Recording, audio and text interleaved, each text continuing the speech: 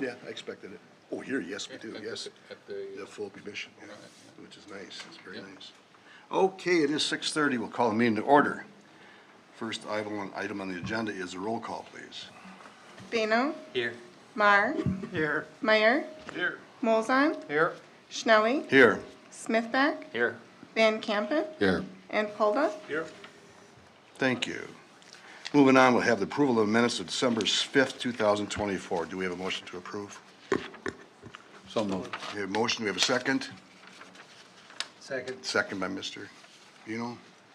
Any discussion? All in favor, say aye. Aye. Opposed? I made the motion. Who's? Bino, I'm Joe. sorry. Oh, I'm sorry, you were, Thank you. I'm sorry. Yes. Bino said that had the second. I apologize. Okay, all in favor, say aye. Aye. Opposed? Motion carries. Thank you.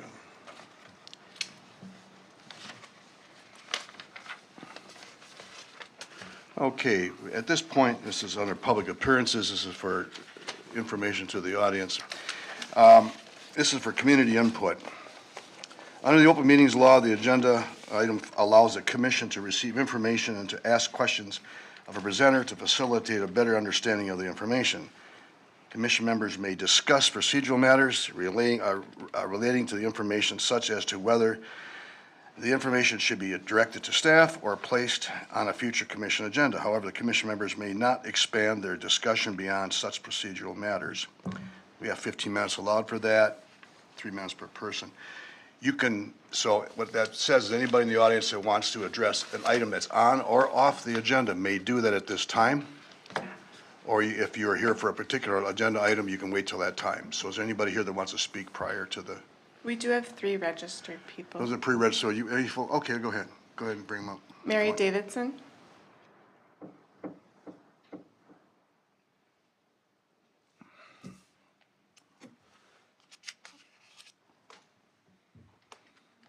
Hi there, we need your Hi, name hi, and your good address, evening. please. Yep, Mary Davidson at 323 South Main Street here in Oregon. Pull the mic a little Yeah, closer. pull them up, Okay, yeah. sorry, 323 South Main Street here in Oregon. We live a few doors down from the proposed senior housing on South Main Street. I'm unable to attend the meeting next week when it's a little bit more specific to this project. I have another commitment that night, so I did want to register in favor of additional housing there. I think it would be a good spot for senior housing. Maybe not so much family housing, just due to a little bit more congestion on that end of the street, but if it can be limited to housing for seniors. I realize that our community is starting to face a crunch budget-wise over the next few years. So I realized that more density for housing would help budgets of all our departments in the village. So I just wanted to say I'm in favor of that housing. Thank you, appreciate that. Thank you. Thank you very much. And Michael Doran?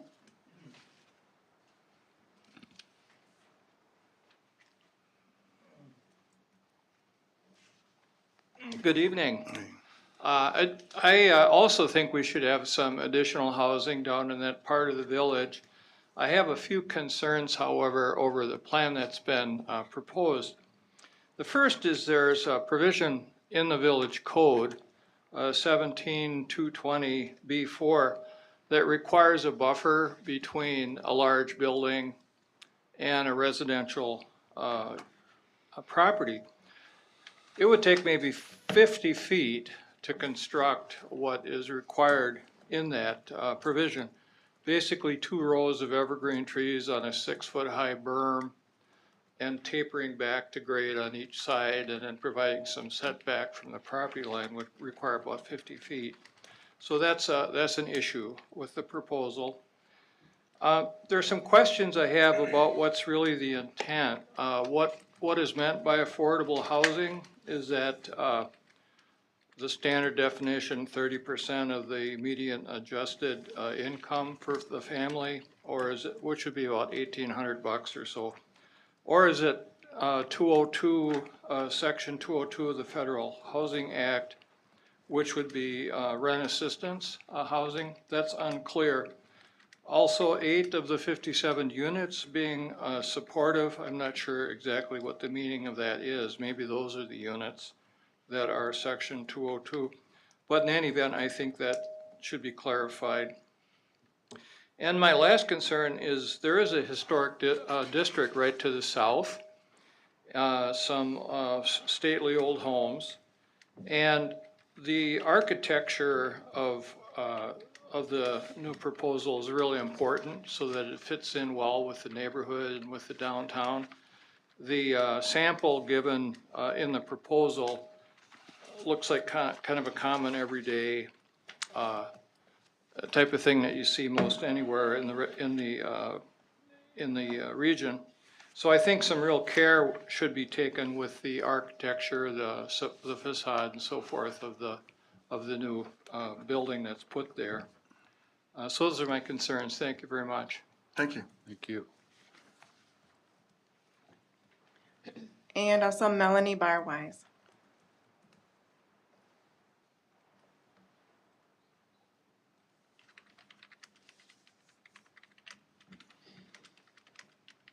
Hello, I am Melanie Barwise. I live at 241 South Main Street, close to the proposed project.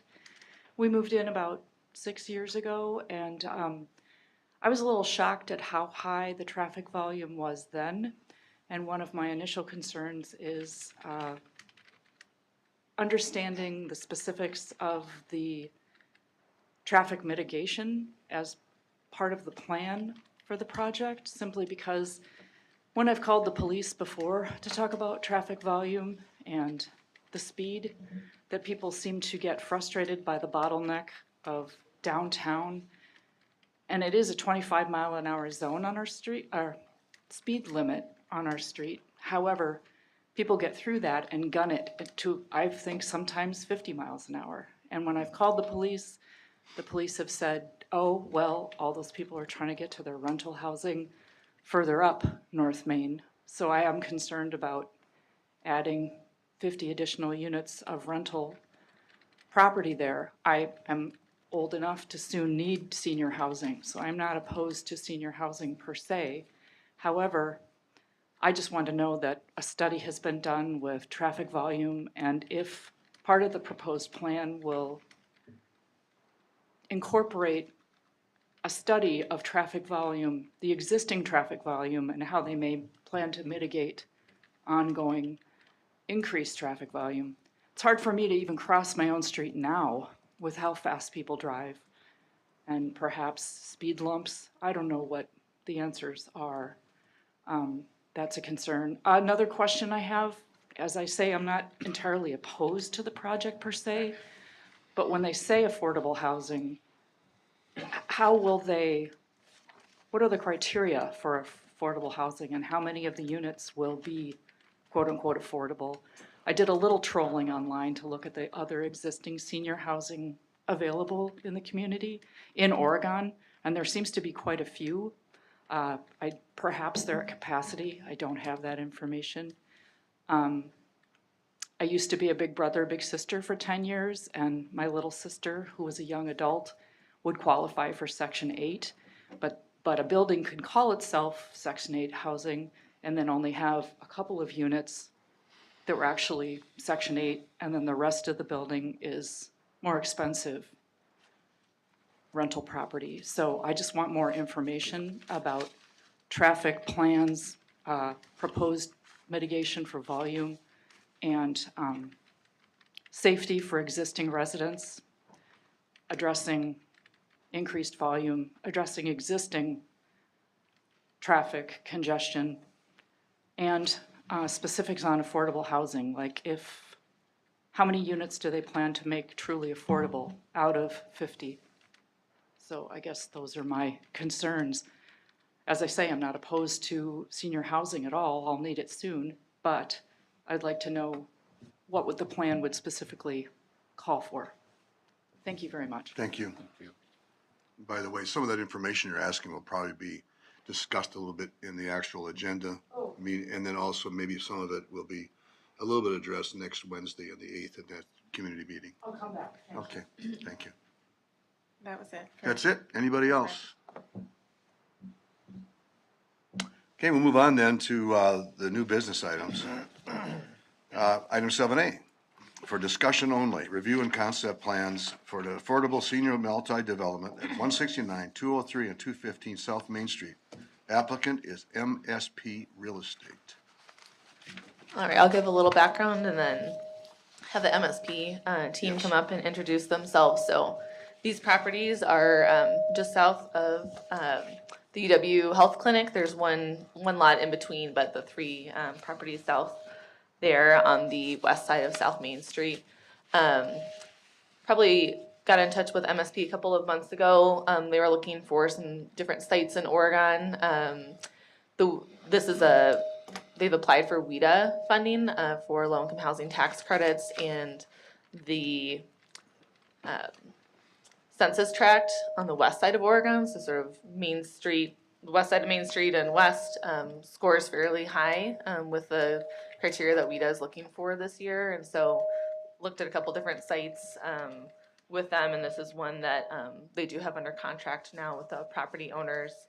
I know that this area too, in our comp plan that was updated last year, comprehensive plan, was updated to mid-scale residential, so that's kind of duplexes and up, anything there. So what they're proposing, at least as far as the comp plan, would be consistent. A change in zoning would certainly be needed. I know that they're going to address a lot of the questions about affordable, supportive housing that were asked, and we can certainly talk about traffic and other things as they get into the plan. I do think the buffer requirement that was mentioned before, I think that only applies to mixed-use buildings. Right now, this is just proposed to be residential only.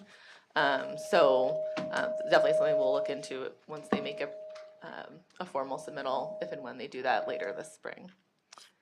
Okay, But let you guys, if you want to come up, and if you need to pull up another chair, you're more than welcome. But you want to introduce yourselves, and then we can kind of scroll through the slides and talk through what you guys have put together so far. Yeah, thank you. Nice to meet you all. My name is Brian Woolsey. I'm a vice president at MSP Real Estate. We're the developer, owner, operator, and builder of this proposed project. yeah, excuse me. You folks, can you hear that? Bring the mic. Yeah, not Right up unfortunately, against we often, the mic, yeah. like. I'll start over. My name is Brian Woolsey. I'm a vice president at MSP Real Estate. We're the developer, builder, owner, and manager of this proposed project. We've been in business since the early 90s. We operate 3,800 units of housing and senior campuses throughout the state of Wisconsin. as Elise attested to, we are builders of WIDA Affordable Project, which is a financing mechanism for this type of housing. And we came to Oregon because the census tracts the scoring criteria that WIDA uses to allocate capital lined up in a way that made it a good place for a project like this to be financed. Ray White with Dimension 4 is our lead architect, and so he'll be going through some of the schematics of the site layout. But I thought maybe I could just use a couple minutes of my time just to talk about a couple of the concerns that were raised. And I know maybe Michael had brought up the idea, or the supportive housing. That's a WIDA definition, which basically defines as 30% of area median income. And all of the 57 units that we're proposing on the site would be affordable, 8 of which would be affordable to 30% AMI. The balance would be at 50 and 60% of area median income. In Dane County, area median income is defined at $85,000 per household, so it's a pretty high income threshold. But to qualify for these housing units, you'd have to prove that your income was at that level. The other concern was, or the unit mix, who's going to be living there. This would be age restricted to seniors over the age of 55. So we wouldn't have families, living in the project. Like, I suppose you could have families. Yeah, you can. You can have families, yeah, but they would, the renter would have to be over 55 years of age.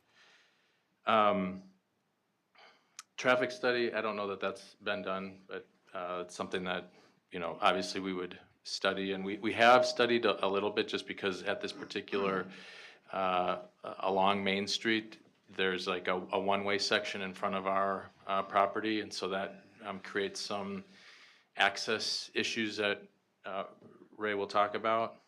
And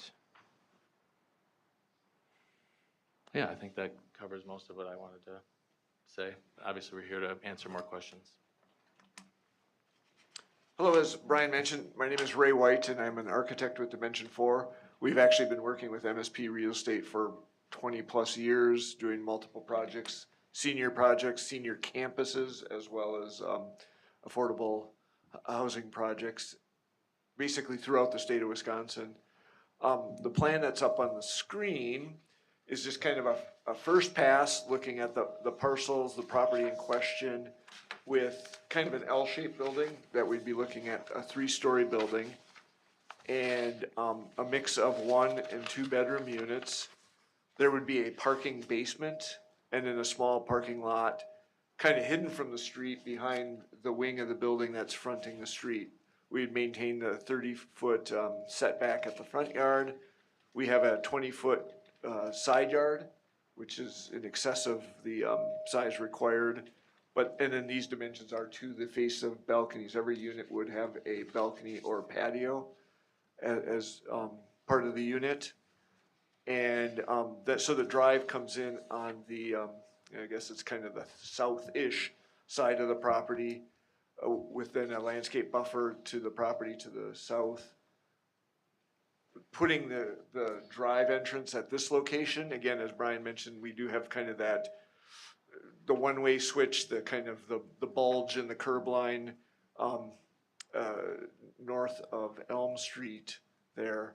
So we kind of kept the drive on the 2-way section. And then in the corner of the building, we would have a community room space with an outdoor patio for the residents, and to kind of help activate that corner of the building, as well as the units facing the street to kind of give it that pedestrian feel, again, hiding the parking. We haven't yet come up with a stormwater management plan, anticipating some level of on-site stormwater control, kind of putting that on the low side. The site generally slopes from south down towards the north. So having that tucked in at the corner along the railroad property in that area. Again, 3-story building with basement parking, and then the parking entrance kind of where the stormwater pond and facing the railroad in that location. Typically with senior developments, you know, it is 55 and older, what we've typically seen. I don't have exact statistics on that, but the average age tends to be 78, 82 or so.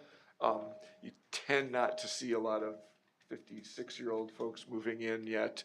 But it's basically designed for people who are kind of aging out of their homes, but still want to live independently, but want amenities such as covered parking, accessible showers that, you know, they can use easily, live in a community with other people in similar stages of their life, but also still being able to be active, be able to walk downtown, that type of thing, which the site is just a fantastic opportunity for that as well. Also having an elevator and the covered parking is kind of a huge amenity for the tenants of this building. Do you want us to talk about some of our zoning exemptions? Yeah, we can talk about that. We can scroll back up to that.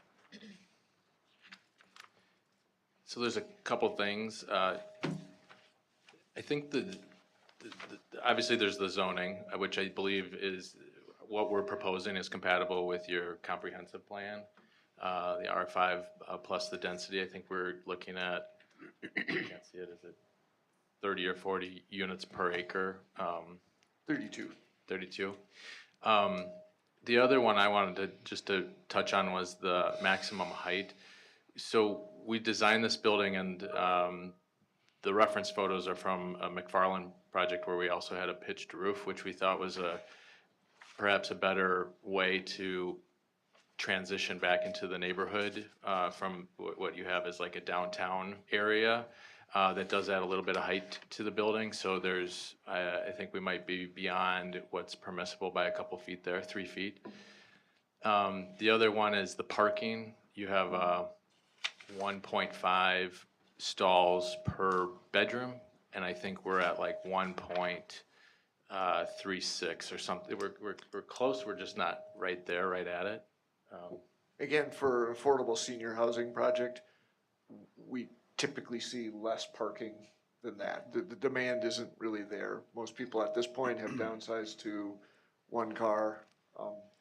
It'd be great if more people, if there was more visitors, but again, there tends to be more than adequate for visitor parking as well. And also just kind of on daily trips. People in this building tend to be retired, you know, the occasional trip to the grocery store or a doctor's appointment. So we don't see, it's not like a family or, you know, professional housing where people are leaving, everyone's leaving at 7:30 or 7 o'clock in the morning. It's much more of a trickle type of approach. We have early risers, late risers, but they're not on a schedule. So we typically don't see the kind of rushes that you might see in housing for families or young professionals. Would you like me to scroll down to some of those example images that you Sure. send as well? Okay. And one clarification too, I'm not sure if your ordinance addresses the height of the building, but we use the building code as the mid-gable or the midpoint of the slope. Some Yeah, that's how we ordinance- measure it. Okay, so that's, so kind of this building is a comparable, it would be that 38 feet to that mid-gable height. Regarding some of the concerns that were brought up about kind of the historic district and some of the surrounding architecture, have you thought about how the building materials used or other kind of styles might help match well with what's surrounding this property? We haven't put, you could say, pen to paper on that yet, but typically we would have some level of masonry on the building in combination with a siding product, not vinyl, but more like a hardy or a cement fiber siding. You know, how we do the balconies, you know, introducing some columns and trim and stuff. So yes, we definitely can, through color selection, where we use the materials, the masonry that's selected can help us with that, kind of bringing in that variation and compatibility with the neighboring properties as well. Anybody from the commission have any questions at this point? Remember that, again, this is for discussion only, so we're not gonna get into the weeds on, like you said, you don't have pen to paper yet, so I understand that, so. Anybody? Elise, this matches in with basically our development plan for the village, is it not? So the future Future land development. use map of the comprehensive plan Right. that was adopted last December Right. shows kind of the South Main Street area, potential for mid-scale residential, so obviously there's single-family homes that are allowed to continue their use, but when there's opportunities for redevelopment, that, some opportunity for some higher density, just given the proximity to downtown. Of course, as many of you know, we're planning the new senior center, on the site where the old library, old post office, and the current senior center are, so not right next door, but pretty proximate, so I think, there'd be a lot of amenities that folks here would, also be able to, potentially Well, walk also to. it's right adjacent to our downtown, not, it's not a large downtown, but yet we have a pretty reasonable amount of businesses down there that certainly can accommodate these people, so.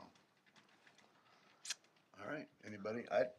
I don't have a problem with it at this point, obviously we have a long ways to go yet, but these people apparently have some real experience with answering the questions of the municipalities, so I don't see an issue at this time. Anybody else? I guess the feedback that I'd give you is this, I don't have a problem with your project. I think that I appreciate how you've handled the parking. I appreciate how you've sort of, got the building towards the street, although I think it could even go further. I think it could be right up against the street, or at least match the distance of the buildings on either side, so that you're at least empathetic to that. I think the drive aisle that goes to the underground parking needs to be rethought. That's an awful lot of pavement to get to an underground parking. Even if you were to do something as simple as lose a couple of units on the part that's parallel to the street and put them into the leg that goes perpendicular to the street, so that you have a little bit more throat to have that access come in closer to the curb cut. That way you would minimize some of that asphalt area and possibly get in an amenity in the back thing. I don't see anything really for an amenity other than a community space that, in my opinion, is just filling a tough spot to create units. Those inside and outside corners are always tough to get a nice uniform layout for apartment units. I've done it, I know. And this just seems forced. I mean, so those are my comments generally. Getting into a little bit more specifics, I think that the floor plan as the print itself, as a footprint itself, is very suburban. I think this could go onto a flat sheet of asphalt in City X and Village Y without any problems. There's nothing about this layout that says this is Oregon, much less this is Oregon at this specific site. It seems a little tone deaf to the neighborhood. I think that you want to think about the height of the building in relation to the buildings on either side or even further along the street. And if you have to go 2 stories on the front and 4 stories on the back to keep your units, fine. I don't have a problem with your unit count. I think that you are just, your scale, your proportions, the access, the aesthetic is just lacking. You could even do things like raise the finished floor by 2 feet and create fake porches on the front of these units so that the units that face the street itself can have small porches that sort of engage the street, similar to the homes on either side and the ones that are being torn down to accommodate this development. Yeah, we'll be looking for materials, lighting, porches, sidewalk access, blah, blah, blah, all the other typical stuff that you've seen before. But those are my big picture items. Thanks. Thanks, John. Anybody else? I'll chime in. I'll echo what John has said. I won't be as harsh. I don't think there's enough information visually to No. make those statements, but I echo his sentiment.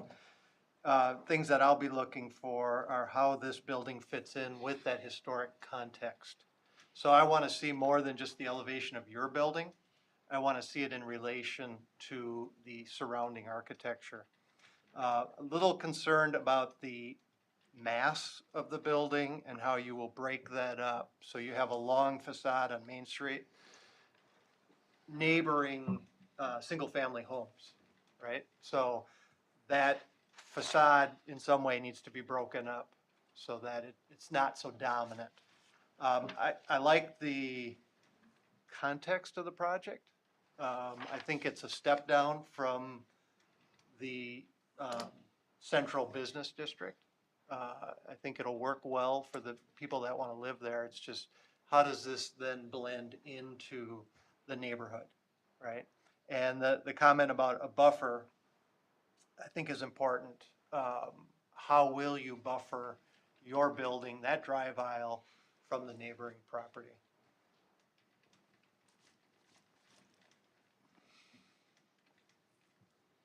Okay. Anybody else? You guys have any questions? Any further questions? No. Phil, anything? I like the project. It's, as you mentioned, it's senior housing we're in need of all over Dane County. It's a nice complement to the senior center. I'll leave it to my better educated Our architect. members here to speak to the specifics, but in general, I like it, and I think that's true across here, just maybe I'd like to see some changes. Yeah, all right. Great. Yes, ma'am. Before you're all dismissed, I just wanted to let the public know, and if any of you would like to attend, I'll have it marked for potential quorum, but next Wednesday, same room, same building, next Wednesday, January 8th, we will have a neighborhood meeting about this project as well, so I don't anticipate a whole lot of changes as far as the materials, presented. We'll have the same slides up there, but a little bit more of a chance for back and forth. We'll do a short intro and presentation and then just leave the rest of the time for Q&A. So that'll be at 6:30 to 7:30 p.m. next Wednesday night. Do we have to notice that, since we might have a quorum, or is it a It will, concern? yep. So you will notice that? Yep. Okay, all right. Joy will, I should say. Thanks, Joy. Thank you. Thanks, Joy. Thank Yeah, you. not Sorry. required, but yeah, if you'd like to come be a fly on the wall, we'll have plenty of Are seats, you I'm gonna, sure. are you gonna direct that, or? So it's typically a developers meeting. I'll be there to introduce them, and then answer questions about process and approvals and things like that. But mostly a chance for them to get to know the community and Okay. folks to ask questions about their specific project. But I will be there. I'll see. Thank you. Thank you. Next item again is discussion only. This is for a review of a draft zoning text amendments concerning concealed fasteners, accessory chicken keeping, and beekeeping. All right, the saga continues. So last meeting in December, we went through kind of item by item, whether it was number of birds, age of the birds, size of the coop, all of those details. And together with Sonia and Evan from Van Wall, came up with suggested language. Obviously, we're not here at a public hearing ready to adopt anything, but wanted to run this all past you. Make sure we didn't have any other changes before we get to actually drafting the ordinance and getting the public hearing on the books. So first is the exposed fastener item. So I think there was just some concern about how this would affect single-family properties and metal roofs on sheds and things like that. So this was kind of already mentioned, but just added some language here to clarify that all non-single and two-family development is subject to this requirement, where basically if you're a single-family house or a two-family house, you can have those exposed fasteners.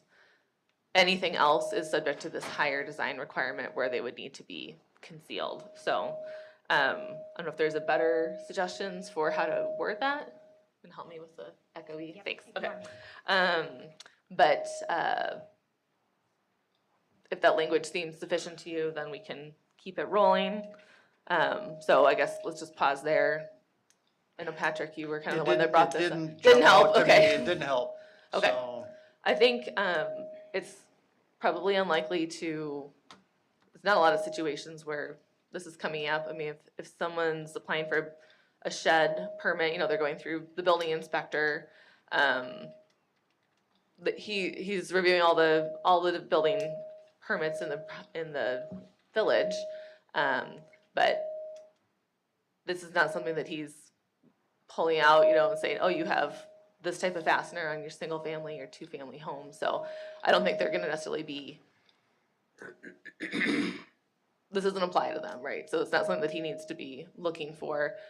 We're all looking at multifamily developments here at Planning Commission as well as commercial developments. So we're gonna see what type of exterior materials, roofing materials they're going to be requiring. So somebody had a question that they called the building inspector, called myself and said, hey, I'm looking to put a metal roof on my house or my shed. Is there a problem with that? And look at their address and say, well, you're a single family home, this doesn't apply to you. And that would be the end of the conversation. So if you have suggestions about how this could be more clear, I'm all ears, but I'm gonna say, let's step back and let me ask, is this an issue? Is exposed fasteners really an issue? it has been since before my time Yeah, here. it's been been around, going but- on for so long. Again, it seems to have been more with a commercial type building. Is that what you've seen, John? Yeah. I think, you know, it comes to light when we have basically metal sided building in a commercial area. A church might put up a building, once in a while they have a metal. Mhm. We had that discussion on just outside of town where they put up an accessory building, and we had discussion about exposed fasteners. That's that comes to mind. Mhm. In answer to your question, it doesn't come up very often, and I don't know how big of a deal it is. And if it does come up, we can address it possibly at that time. And a lot of times it seems to come up when we have a conditional use permit, or we have a zoning change, or we have something whereby we can address it at the time. Yeah. That seem kind of where we are? Yeah, and I think that just having some language in there Yeah. gives us the opportunity in case something were to come up. Right. So is it foolproof? Is it No. bulletproof? No, but at least it creates a platform for us to have a discussion if it does come up. Right. So this, in other words, what we're talking about here, this is sufficient for what you think, that'll at least give us that basis to go on. I do. Okay. Yeah. All right. Again, How you feel about that, Patrick? Is that, it gives, you know, again, it's not perfect, but, you know, it's like we did the chicken thing last time, we're gonna do it again here, so, So- Yeah. you know, how long do you? obviously, all the text that's in black here is already in the code. Right. So it's not like we're adding a whole new section. The blue is what's, and red is what's additional here. So we're just stating down below, this does not apply to industrial districts, but where, the exposed fasteners would, you know, they would like to use them, the fastener color needs to match the neighboring material color. And then, again, I think clarifying that single and then also two-family development this does not apply to them. As far as I'm concerned, that's enough detail. If somebody had a question and the building inspector had referred it to me, I have enough Okay. information to go on to answer the We question. can ask everybody, I'm comfortable with it at this point, with just a little bit of additional text. How about you guys, anything? Works for me. Okay, Okay. thank you. We can always revisit it if there's problems in the future and it needs additional clarification. So, Nobody else spoke up, so therefore we go with it. okay. The chicken keeping is what we've spent the most Yep. time on. So we've kind of come up with some suggestions based on feedback that we got from you at the last meeting. So, we would be allowing, chickens and quail, which are typically smaller than chickens. Ducks would be permitted on properties over 1/3 of an acre in size, just due to their larger kind of water requirements and space requirements. I think we'll run this all too by our village attorney, but make sure that we have this grandfathered clause for chickens and ducks, that people understand that they're not gonna be, we're not gonna be enforcing this right away. There'll be an education kind of ramp up period, but what we added in here too is that if people already have ducks on their properties and they're smaller than a third of an acre, they would be allowed to continue that, but then moving forward after, let's say, a year from now or something like that, this would be the standard. Jeez. That would be I'm sorry applied. about You're that, okay. guys. I think we talked about geese ad nauseum, and we're proposing Right. that those would be prohibited. Our original maximum number of birds was, I think, 6, and the proposed language would be no more than 10, but that the birds under 8 weeks of age would not count toward this limit. So meat birds, they're typically not kept past 8 weeks of age, and then little chicks for layer hens. Obviously, some of them don't make it. People get a little bit extra, and then or they're not sexed, and so they kind of wait to see what they end up with there. So, thanks, Lauren. The keeping of roosters would be prohibited unless they are going to be used for agricultural, show, or academic purposes. The idea mostly here is that we don't want to get into the issues with like the cockfighting rings and things like that too. So I think that would be probably pretty clear if that was going on versus people are keeping them for breeding or show or other purposes. But the roosters would count towards the total of 10 birds, assuming they're older than 8 weeks. Everyone keeping chickens and quail, or maybe we'll just change this to, the fowl or something, will be licensed with DATCAP. So keeping that with the state, and then they're doing all the notification as far as diseases and other kind of public health concerns.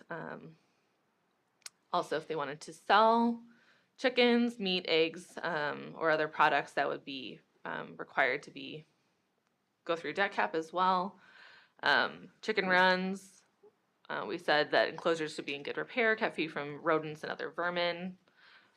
Structurally sound, they either need to be within an enclosed fenced yard or a chicken run.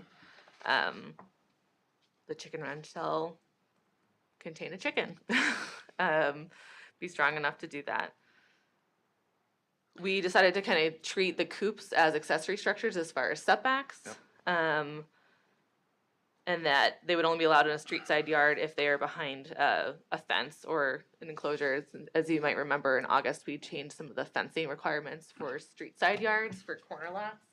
So I think the setback is now the height of the fence. So if you have a 6-foot fence, you would need to have that 6 foot off your property line, which is 7 feet off the sidewalk. And same thing for a 4-foot fence or whatever it might be. So, otherwise, again, keeping it as accessory buildings. Any coop larger than 150 square feet needs a building permit. Any electrical work needs to have electrical permit. Chicken feed needs to be either indoors or enclosed container resistant to rodents. And then I have reached out to the high school ag department, the teacher that Larry put me in contact with, Jillian Beatty, and haven't heard back from her. It was a couple days before the holiday break, so I will check back in with her now that their school's back in session. But we did want to make sure that institutional land uses, so schools, churches, things like that, had some more flexibility because I know they do keep birds on property. So I wanted to make sure this number was okay with her. And again, the younger birds not counting towards this total, but we suggested maybe 20 birds as a maximum number for adult birds on institutional properties. So I just wanted to verify with her that was going to work for kind of their operations there. So before we move to bees, any feedback on chickens and other little birds? It'd been nice if we had those all written out last time before this is what the compilation of what we all talked about. Yeah, we kind of did a bullet point list, and now this Yeah. is attempting to put it into more without legalese. I think, Code form. I read it a couple times, looks good to me, but. I want to commend you on navigating a very difficult situation. And I wasn't here for December, but when I read this, it's like, obviously, you've really taken in a lot of perspectives and distilled a code that I think should fit most people's needs. The only question I had or comment I had is the difference between the statements for DAT cap, items G and E, sorry, D and E, Mhm. compared to the statements in the beekeeping for DAT cap. And do they need to be different, would be my question. I'd be in favor of what you've done with the bees, so item I and bees, and just including that in the chickens, and not saying anything about regulating the sale. DAT cap's responsible for that, right? So the Village of Oregon doesn't need to state that. You just need to comply with DAT cap's requirements. Yeah, so you're suggesting that the language for the chickens matched kind of what, Correct. is So in for the other bees, words, yeah. instead of, again, in chickens, items D and E, strike those, replace those with the same language for bees, item I. okay, And I think that will cover your bases without getting too deep in the weeds. okay. Yeah, and just, so you know, we did look this up for bees, they aren't required to be registered, but there are certain activities like sale of bees across state lines and other things, that are required to be reported, but you don't have to register that you have a hive with Okay. DAT cap. So as like a homeowner, you know, type scale, I think for more of an like industrial scale perhaps, but yeah, for maybe just keeping that language consistent would be, I don't think that would hurt. Good point. Thank you. Yes, I like the way this has worked out. We have put a lot into it, but I think there's a lot at stake in not paying attention to it, and particularly when you get into public health issues and biosecurities and all that goes on with trying to protect the industry of poultry in our state, which is very significant. And throughout the Midwest is very significant, and it only takes a few infected birds in an epidemic situation. If you've got thousands of birds needing to be disposed of because of, if you're going to get on top of the disease, you have to do that. So I appreciate all that you've put into it and getting this rounded up and taking into consideration the needs of the educational components, the high school, vocational agriculture and biosciences, and taking into account the needs for people to be able to have animals in limited numbers for pets or home use, but not getting into a commercial type of sizes on non-commercial property. It's been a learning experience, and yeah, I think where we ended up is hopefully a good compromise between, like we kind of mentioned last time, there's a handful of people and they do a really good job keeping their birds in the village, but there are a number of people, quite a number of people who don't keep birds that are in the village, and we need to kind of consider the needs and preferences of everybody to make sure that You did a good job their on it. neighborhoods are Appreciate it. enjoyed, and yeah, so. Thank you, thank you. And then the B language, other than just that DAT cap line, we didn't change what's been in here since the summertime. So I don't think, again, the folks that keep bees, I run this by Pat, the woman who you recommended, who's out in the town of Oregon, and she did not have a problem with it. She felt that it made sense and was easy to understand. So, well, I think per this one, there will be a beekeeping permit through the village, the way that this is written right now. So if that's something you want to continue, I think feedback we heard, at least from people, and those are mostly chicken keepers, is that if you're going to have a fee application, you know, keep the fee very minimal or zero. So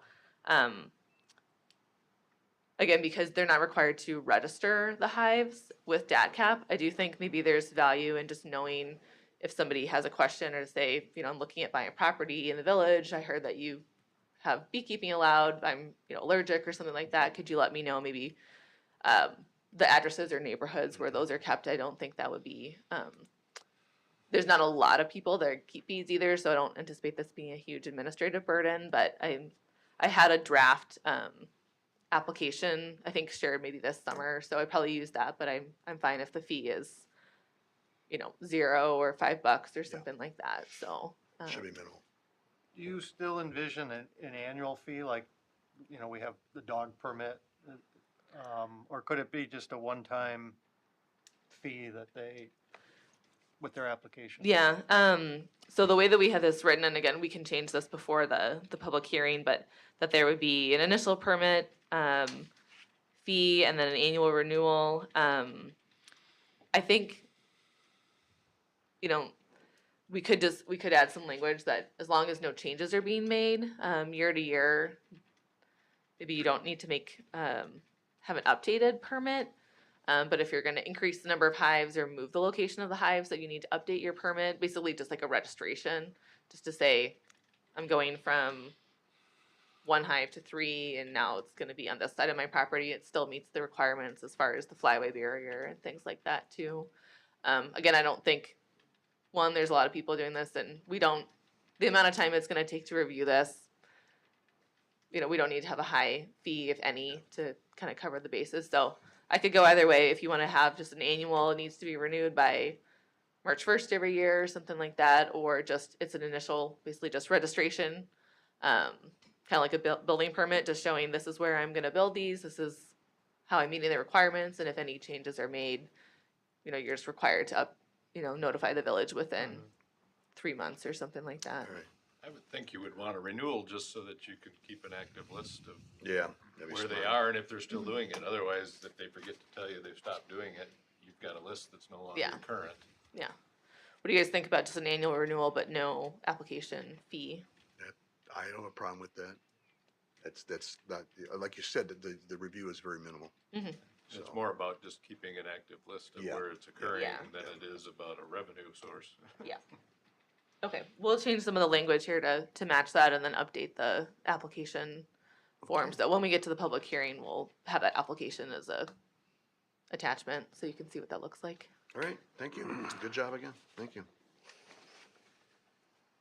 Next item, item 7C, which is a public hearing and discussion and to consider recommendation to the village board, a conditional use permit to allow for indoor commercial entertainment in the general industrial zoning district, 490 North Burr Oak Avenue. The applicant is Oregon Soccer Club. Come All right. on up, sir. So I'll give a little background while Eric's getting settled up here. So, interesting use of space, kind of underutilized space in our industrial park. So, heard from Eric a few weeks ago about agreement that they'd reached with Gorman, who purchased this building on North Burr Oak, which was formerly the Tracty Yeah. kind of administration building. So I think Gorman purchased that probably spring or something like that, and then have been renovating, and now are occupying the front, kind of the west side of the building for architecture, construction. I think some of their office uses, they still have their location off North Main Street as well. That's active. Just they're growing and they need more space for their employees, and appreciate that they are committed to Oregon and found a space here. But there's a large area in the back of the property that it started actually when Tracty still owned the building, started the conversation about. Yeah, use we for had asked indoor. Tracty when we saw it for sale, we couldn't buy it, but we just asked if they would consider leasing it. And the day I talked to our contact at Tracty, he said, "Oh, we just came up with an agreement to sell it." I said, "Do you know if the people buying it are going to use the warehouse?" And he said, "I can't really say right now, but once the sale went through, then they connected us, and so we've been talking to Gorman since they bought it." Mm-hmm. Yeah. Yeah. So, as you saw from the memo, Oregon Soccer's Club is looking to use this for indoor practice facility, primarily, of course, in winter months, but being able to use it evenings and weekends when Gorman is not using the parking lot and space. But it's not meant for spectators. It's not a lot of space in there for that. I think you're maximizing kind of the playing field area, so more just for coaches and and the kids playing, but you may have a couple of parents waiting around depending on how far they're traveling. But this does, because it's a private kind of rec use, falls into the indoor commercial entertainment, which is also like gyms and martial arts studios, dance studios, things like that. So hence the conditional use permit and the public hearing here. But we kind of went over, maybe you can speak a little bit just about hours and how many people you kind of expect to be here, what you expect the use to be looking like on a regular basis. Yeah, so like Elise said, mainly in the winter months, occasionally not in the winter, if there's rain, thunderstorms, things like that. I think we are looking right now, I think tentatively, we had a 4:45 start, one of the days or two of the days, which would overlap a little bit with Gorman's. We've talked to them about it. But obviously, if that's a huge thing, we can shift that back a little bit. Like Elise said, you know, there's, what is there, 29 parking spots? The vast majority of the people who would be here are not driving age. They're not driving and parking there. Like Elise said, we have, like in our communications with our club, we've said we want parents to drop kids off and then go. If some were to stay, we have some who come from out of town. You know, we do have the parking lot there, but the idea is not to have, you know, every kid who's in there have mom or dad in a car parked in that parking lot and causing issues. I think the maximum, I think we've said around 50. I think reality is more like 45. Out of that, you know, probably 4 or 5 being coaches and probably 40-ish kids. It's 9,000 square feet, the warehouse is. We can use about 7,500 of that or 7,000 of that. I talked about our communications with Gorman. They have been fabulous, tremendous. They made some changes to some of their renovation plans to help accommodate us. They have been absolutely wonderful to work with. So I think the scenario and setup that that we've all agreed to over there is like something that we're, you know, really excited about, and I think they are as well, because it was going to be unused space for them. It's a warehouse. They didn't need a warehouse. We have a 2-year lease with them. They might need a warehouse in 2 years, but we've agreed to have a discussion at that time to see how things go until then. But I'm happy to answer any questions anyone has. You have provisions within the warehouse or within the other part of the building for restrooms? And Yeah, actually, water fountains, things like that? they changed their floor plan to connect the warehouse right with the restrooms. There's a door there. It's never locked. There's also like a water fountain with a bottle filler, which is perfect for our players. But yeah, that's all set up. And you're not intending for any competition? No. Between No, teams no. or anything, it's just a practice? No bleachers. The only, just because of the way the building is set up, it's not clear span, so there are 2 big support beams in the middle that we have to go around, so we've got those padded. But because of that, we can't, I guess maybe with like some of the younger kids, you could play a little bit of a game. But like the older kids, that's just not enough space. So we've been telling them this is for training, this is for practicing small spaces, those kinds of things, not a lot of Competitive game or a tournament going No, on, you're gonna have no. spectators. So. Yeah, no, that's not a thing.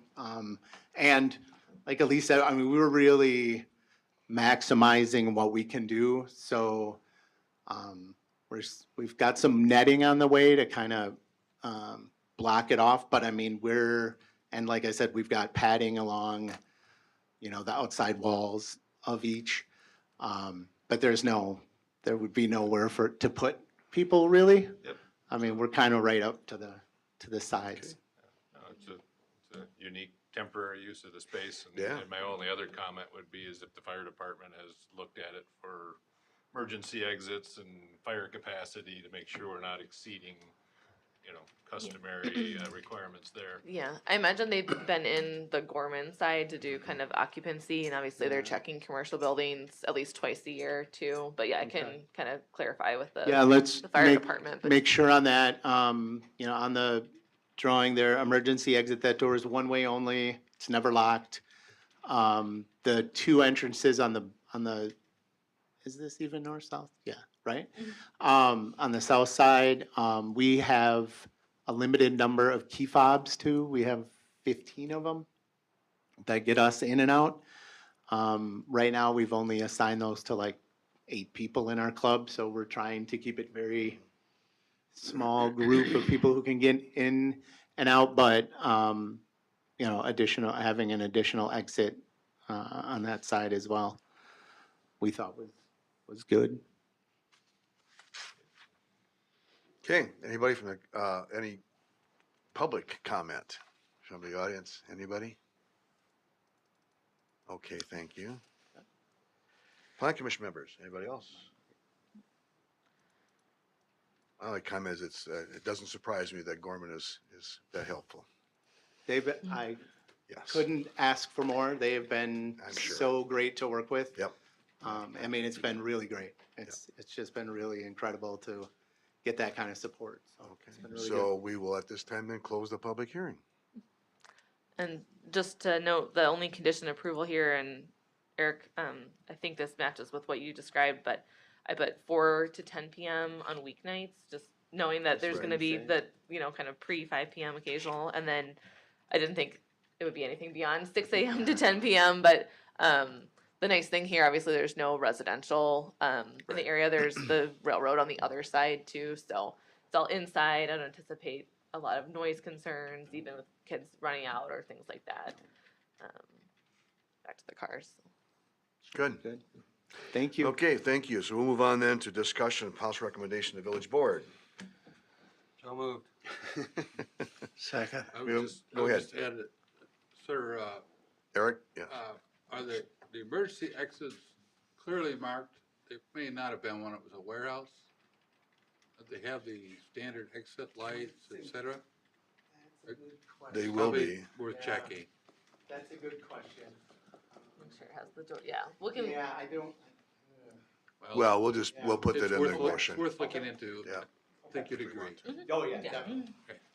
Okay, that's all I would have. Okay, so we have a motion in a second, recommended the village board approval of conditional use permit for the usage of this facility. Is there any discussion? Do you want to add Scott's comment about contingent upon fire department review? We could do that, and also you have recommended conditions for approval that you had put on your memo or something down here at least. Yeah, they're right here. Number 1, just the primary use shall be limited to 4 to Right. 10 p.m. weeknights. So we could expand on so if it's okay with the motion, Yes. Modify my motion. okay, and again, the second's also okay with that? Yes. So that'll be to confirm fire department review Right. and emergency exit And signage. so we have motion with a second, discussion. Anything more that you want with it, Phil? Thanks. I think we're clear on it. It's a nice usage of the facilities, so. Okay, all in favor, say aye. Aye. Opposed? Motion carries. Thank you very much. Happy to see this. I just want to double check on that second. I had moles on it. I Was think Mark? Larry was a second, I'm Thank sorry. you. Okay, thank you. You didn't second that. I No. didn't No, second no, Larry was the motion, yes. Thank you. Move on. 7D, review and consider recommendation of village board of the 2024 downtown plan presented by consultants from Redevelopment Resources and Studio GWA. Good evening. Good evening. I'm Kristen Fish Peterson with Redevelopment Resources. We were here in November, so we're going to pick up where we left off. We do have a brief presentation, PowerPoint that we'll go through. I wanted to start off by just commenting about the public input that we received for this and that we sought out. We worked very hard to reach as many people as possible for this downtown master plan because we know how important it is to hear from the public. So we had 2 different surveys, and I'll wait for the slide because I don't have these numbers committed to memory. The first community survey, we kept that open for at least 6 weeks, and we had 458 complete responses. If we could go back to the first slide. I wanted to just touch on the fact that we had 112 complete responses of the resident survey, and those were residents that we mailed a postcard that had a QR code on it within a quarter mile of the downtown. We also attended, oh, stay back. It's like running on its own, Oh, is so. I'll go that fast through all the other slides, but this one I just want to spend a second on. Yeah. We went to 6 community events, including the art fair, 2 municipal band concerts, 2 Sound of Summer concerts, and National Night Out. And I want to say it was our pleasure to attend those events. You do events really well in your downtown, and that was really fun for us. We talked to 118 people at those. Well, actually, we probably talked to more people, but we got 118 people to fill out our 3-question survey. We had a business and property owner meeting, and we had 13 downtown business and property owners attend that. We went on a walking tour as well.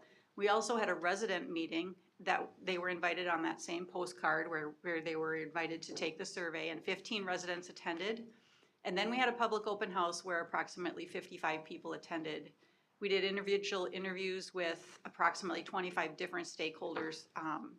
And so we got close to 800, talking to 800 different people on this plan. And some of them might have been repeated if they came to an event and then maybe filled out the survey.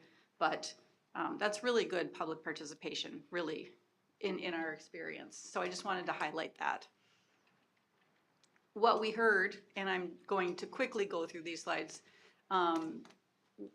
with the big community survey, what was missing from the area was specialty retail, experiential retail, and sit-down restaurants.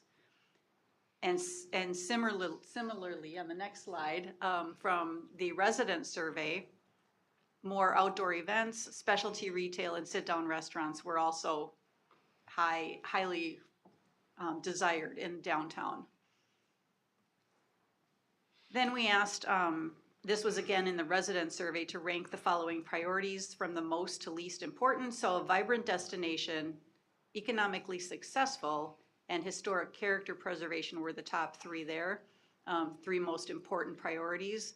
I want to say what we didn't include in our surveys, in these surveys, was we did ask a little bit about extra housing, but we didn't key in on the housing for the public surveys because we know the community needs housing. And in order to have a vibrant downtown that's economically successful, you need housing. So you might not have seen a lot of public saying we want more housing downtown, but we recommended housing downtown because we know that's important to the vibrancy and the economic success of the downtown. So then, would you welcome new development in or near the downtown? And a majority of the residents in that resident survey said it depends on the development, and yes. So we have, over 78% saying they're open to it.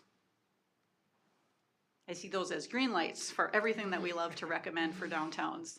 And then I wanted to just include this question about Old Village Hall at 117 Spring Street, because we wanted to know what the residents thought should go there. And the top 2 answers were mixed use development, which means some combination of residential and commercial, and to preserve it and restore it.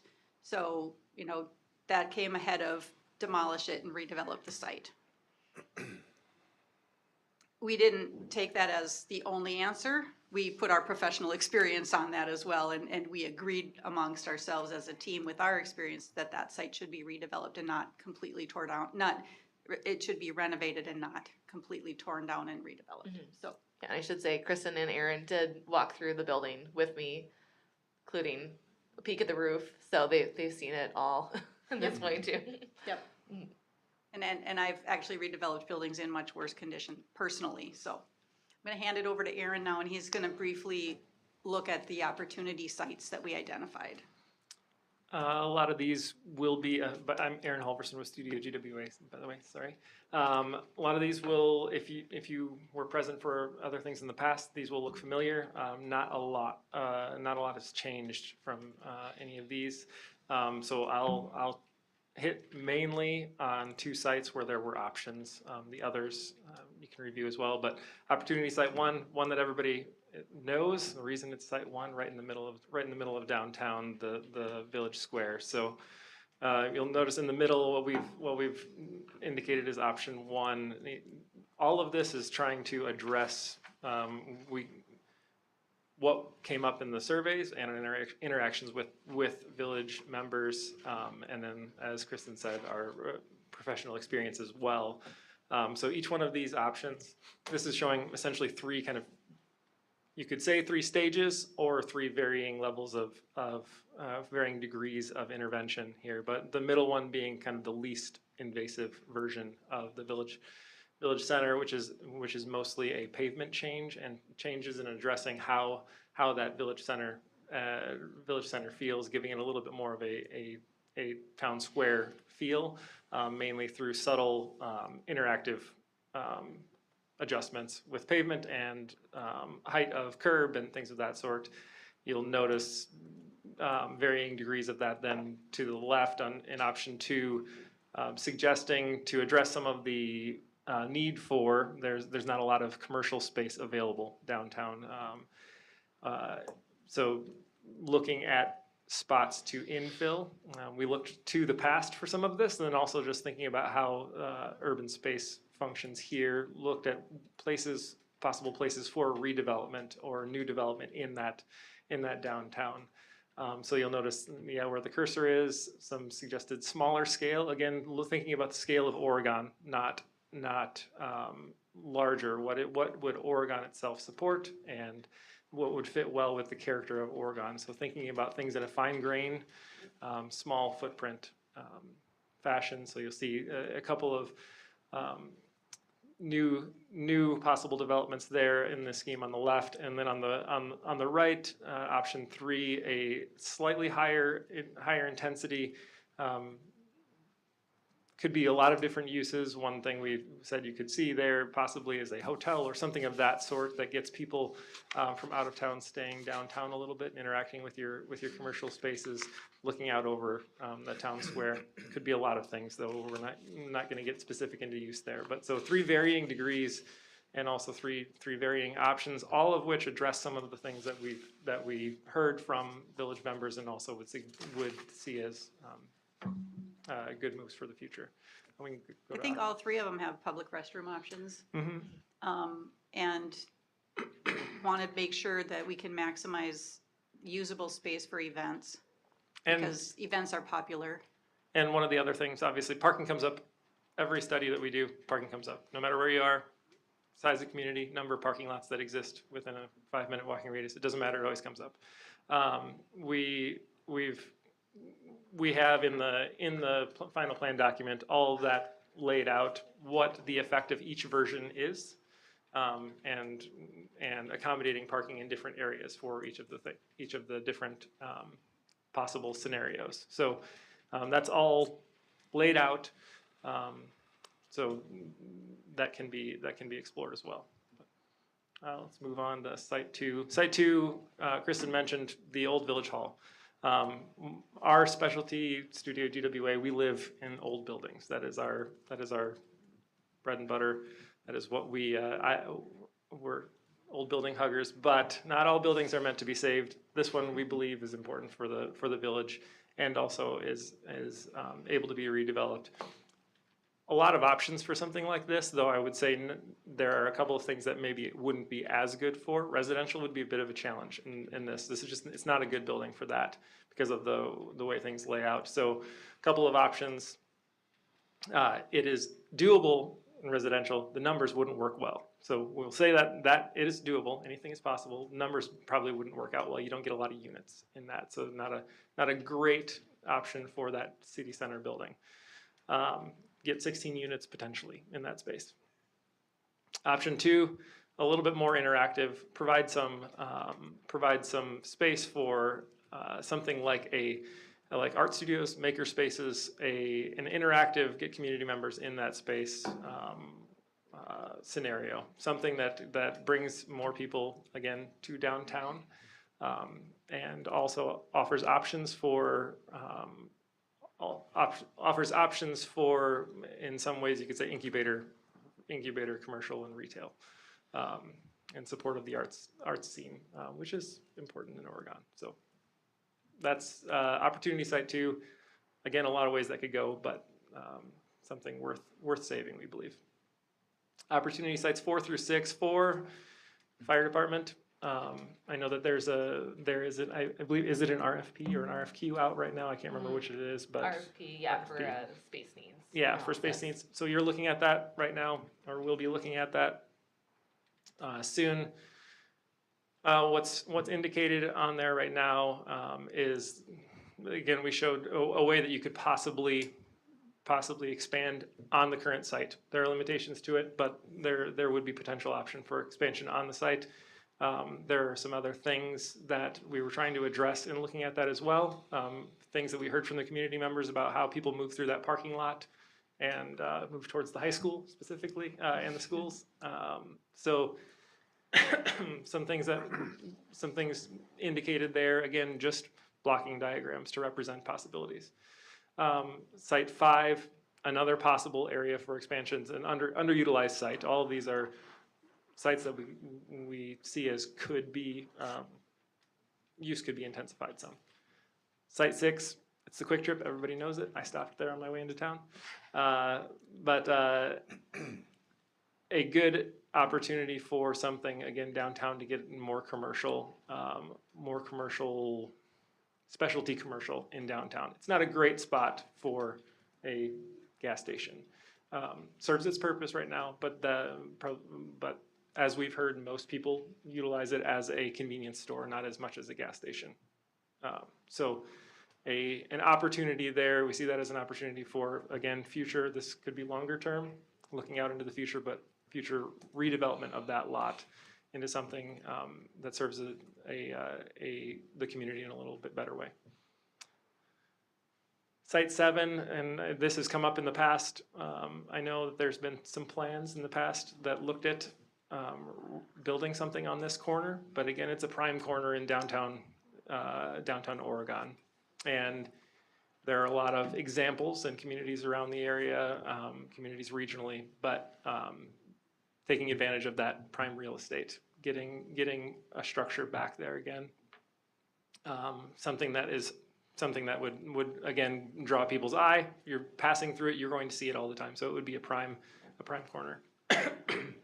And then again, even longer term potentially, because this is the BMO Harris or the BMO Bank site, but underutilized lot, underutilized building probably at this point. A way to get some transitional and different scale housing in downtown, and offer some alternative housing, some possibility for mixed use on the south, that south face on Jefferson Street, and then kind of scaling back and transect into single family or and different options in the back. Could look a lot of different ways, but this is something that we could see. It's close to downtown again, and offering walkable right in downtown is a good option. Site 9, looked at some of this earlier this evening. I believe one of these graphics was utilized in their presentation early on.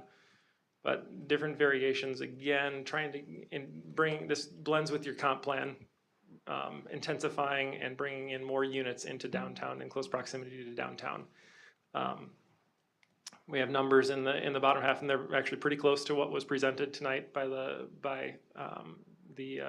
group earlier. But we've indicated possibility of some mixed use being maintained, either in transitioning some of those existing homes, maintaining mixed use, some small commercial spaces in those homes, not maintaining, but maybe bringing in small commercial spaces into those homes and offering kind of a transition on the street face. And tucking the housing in the back, or new structures as is indicated on the left. So a couple of options that are shown. Again, we could look at a lot of different ways. I don't know if you have any other expounding on that. Needless to say, we're in favor of a higher density development on this site, so you're on the right track. Yeah. The challenge is, as it was mentioned earlier, Oregon is a small downtown, but as Kristen mentioned, you need housing to support the businesses downtown. So without increasing the number of units, it's very difficult to maintain the economic vibrancy. So looking at ways to increase that density. Go ahead. Last one, a look at the corner of Janesville and Spring Street, or just off the corner, I should say. Again, kind of that transition point. We're at a lot of these lots that we've looked at are kind of on the fringe, even though they're right next to downtown, on the fringe of downtown. So offering a transition between the neighborhood and the higher density downtown, offering something like townhomes, a walk-up, things of that sort, that still purchasable, still single family owned, but just a slightly higher density, increase the number of units per acre, get a few more people options downtown, and again, offers variation on housing for what people might be looking for to move downtown. So, yeah. So on the next couple of slides, we just go over quickly the recommendations with a little more detail.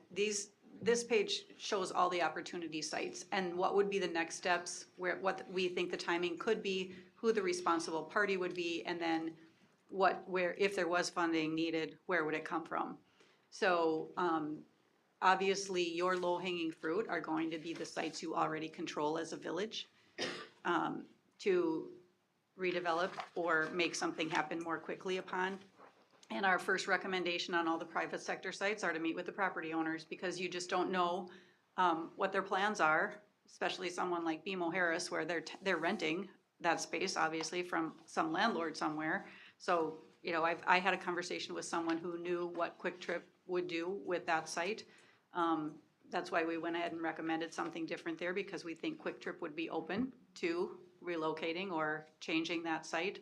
But that's going to be the first steps that staff would need to do, is talk to the private property owners. But as far as the public sites, publicly owned sites, you could take action on those sooner because they're under your control. So that would be the town square. You know, we've given you 3 options. What intensity do you want to look at there?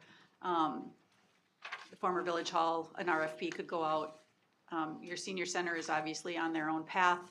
And that was a site we looked at, and then your fire department and EMS district is also on their own path right now. So on the next couple slides, we just categorize the other recommendations into buckets, so to speak. So we looked at economic development recommendations, we looked at community engagement recommendations, mobility and accessibility, placemaking, safety and maintenance, and then branding and marketing. Because a downtown master plan isn't just the physical space, it's the programming. And if you have a beautiful space like your town square and you want it activated, you have to program that. But it's great to get the businesses and the property owners involved. So on the next couple of slides, we share a little bit more of the detail about those recommendations, and didn't want to put all the work on the staff. So I think there's another slide here. 2 more slides, just real quickly broken out the recommendations into next steps, timing, and who's responsible for that. And we did put, so your report has been updated from the one you have in your packet. This one accurately reflects TID 5 and the fact that downtown businesses or the chamber or some coalition could be responsible for a lot of this programming stuff instead of staff. So as Kristen mentioned, the full plan, at least the draft we had ready before the packet went out before Christmas time, is in the packet. There were some changes and suggestions, some other kind of formatting suggestions that Martin and I had. So we'll continue to work on that with them. But open this up for questions and discussion, and then if you all are comfortable with where the plan is, given a couple of these outstanding items that are minor to get addressed. Then if you felt comfortable, we could make a recommendation to the village board for their, for adoption at their later January meeting. Comments? Couple of comments and questions. As you're talking about opportunity sites, it struck me that the bicycle factory wasn't mentioned.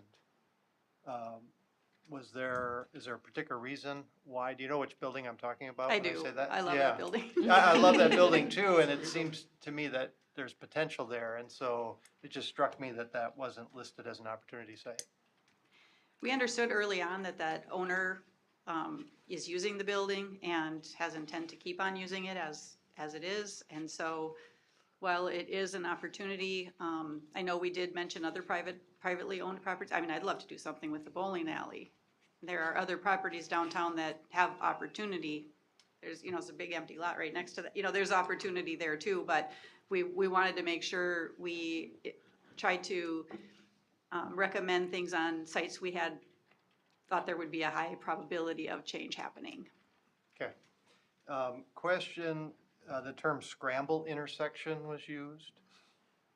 Is, That's an Ashley Aaron question. That is, Okay, that could is you- more an Ashley question, unfortunately. One of my partners is But the not concept present. is that the lights would all stop at the same okay. time, so the pedestrians would be able to walk in all directions at once.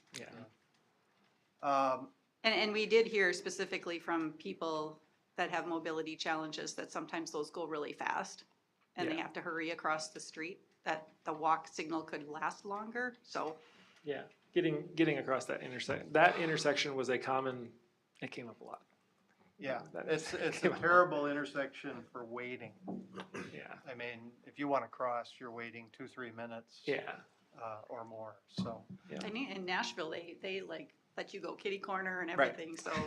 Yeah, I lived in Japan and the same thing, and it was very effective to be able to cross diagonally.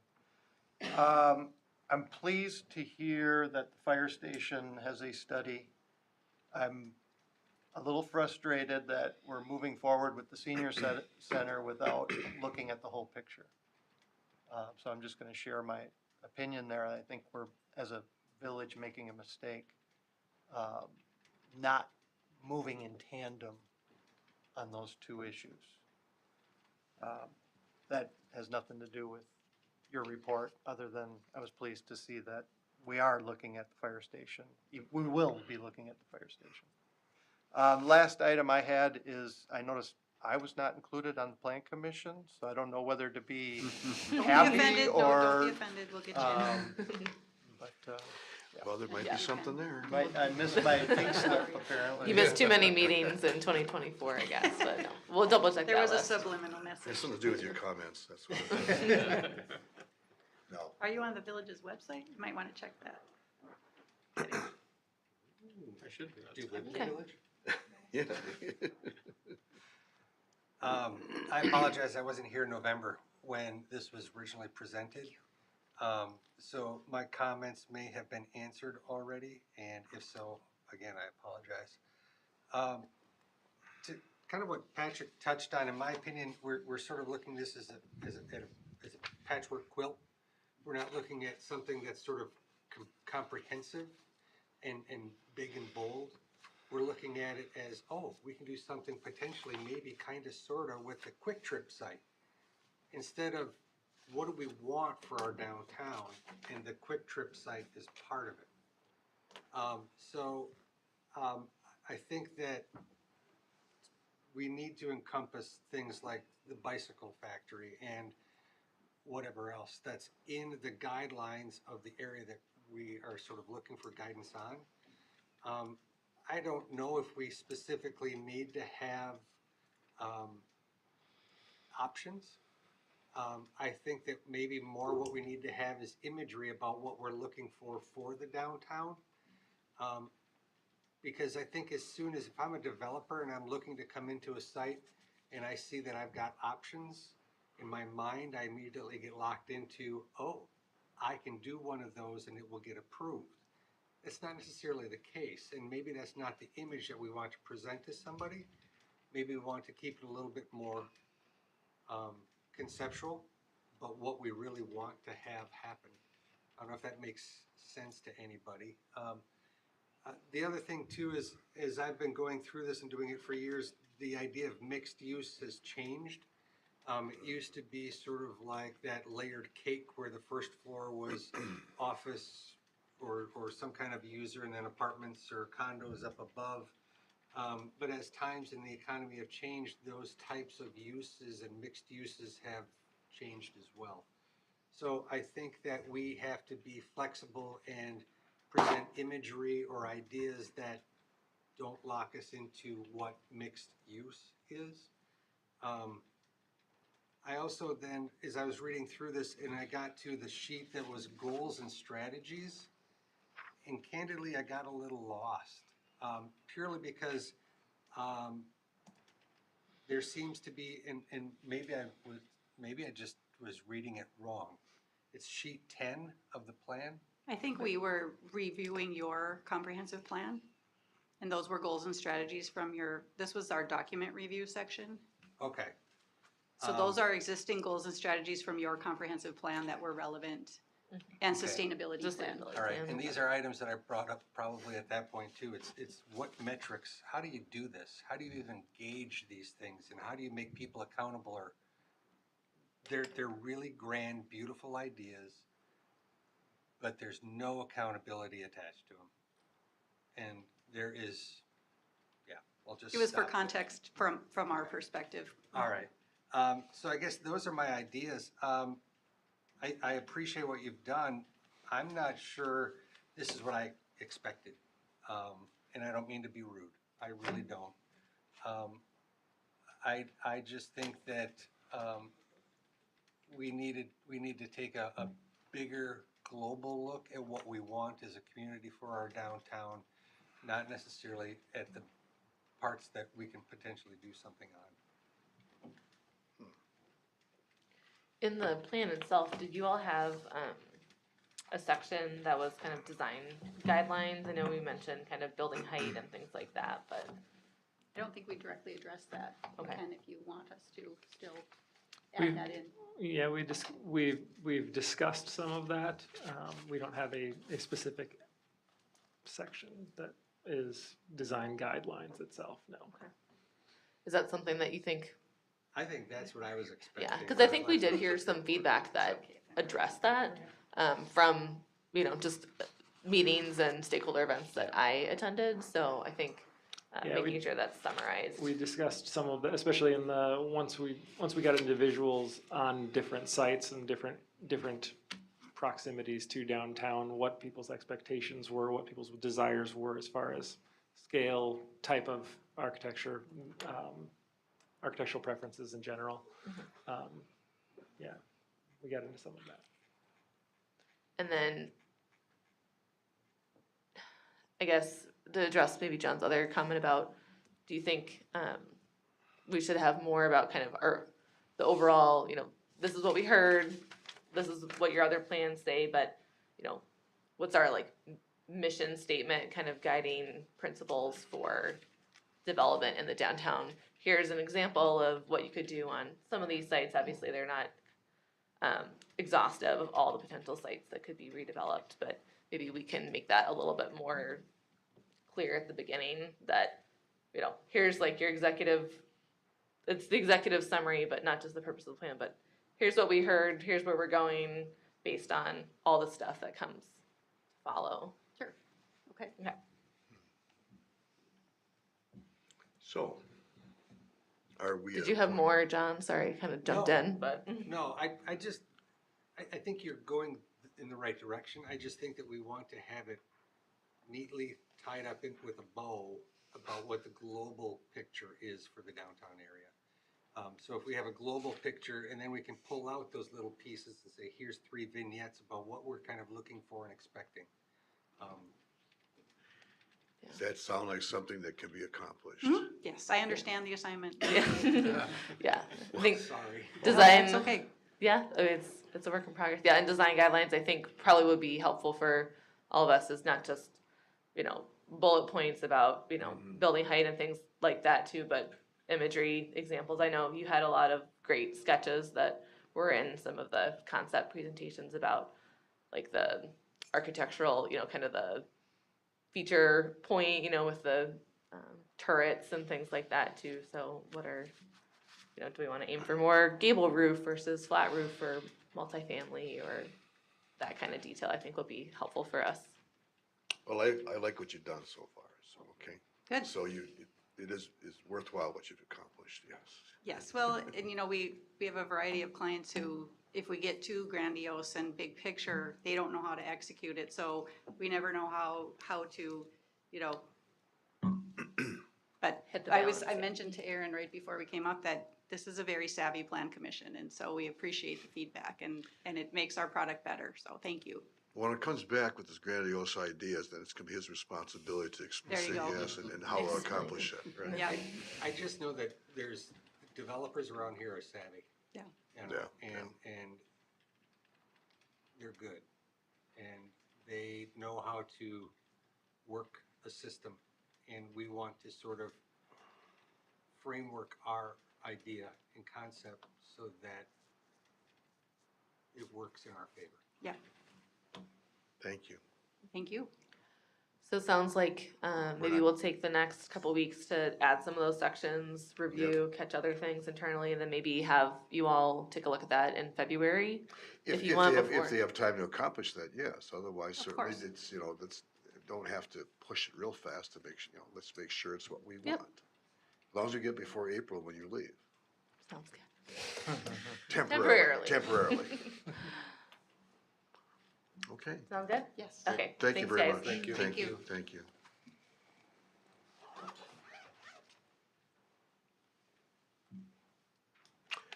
Okay, are there any other public appearances or new business? Nothing. We'll move on to Director of Community Development report. Lauren, did you have any? Got anything, I Lauren? went through the bullet point list to end all bullet point list last time around, which is very comprehensive, but any updates or additions for public works projects you want to mention or private development? Sure. Sounds like Elise covered most of the private development work. As you might expect, we've pretty much wound that down, so it is where it was last time. Just a couple of updates on facilities projects. So the Well 6 project, we did receive bids back on that in mid-December, and we will be bringing a recommendation to the village board to approve the low bid on that one.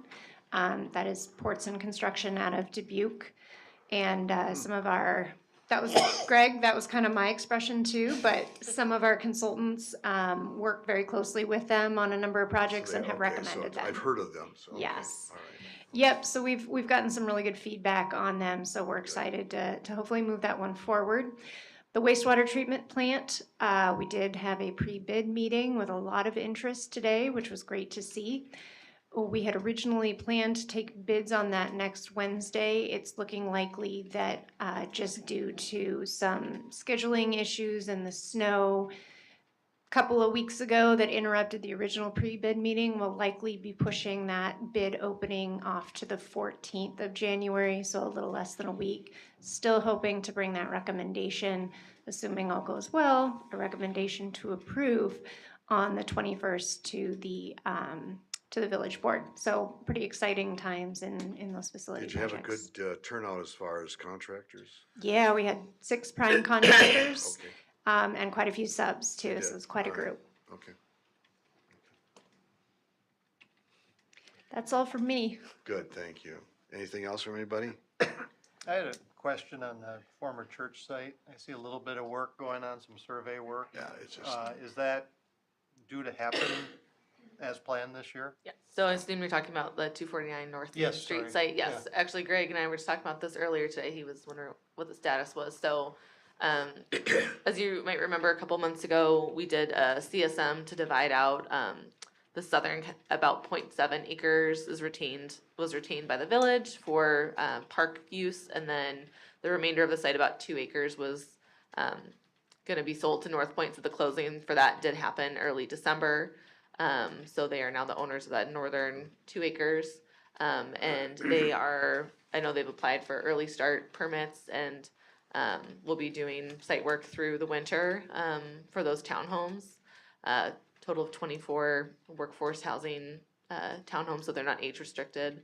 But because there's no elevators, no basements, things like that, they should be going up pretty quickly. I think they anticipate, depending on how the weather looks this winter, we should have people living in there by the fall, possibly even late summer. Now, how is that gonna coincide with Johnson Street renovation or whatever you call it, to the north of there? That was scheduled, I wanna say for 1 year past, so 26, 27. I believe we pushed that one out to 28 or 29. We're hoping to go after that, West Lincoln and possibly Monroe Street, all in one fell swoop. And I believe that was towards the end of the decade, so hopefully everything Okay. done and ready to go by the time that we get to that. Good, good, thank you. Plan Commission meetings, February 6th. I'll be back. And then March 6th, again. We'll see. Maybe I'll extend. All right, planning staff agenda, we can look at that. Any other comments, discussions? Need a motion to adjourn. So moved. You have a second? Second. We have a second. Any discussion? All in favor, say aye. Aye. Opposed? Motion carries. Good meeting. Thank you, everybody. We are adjourned.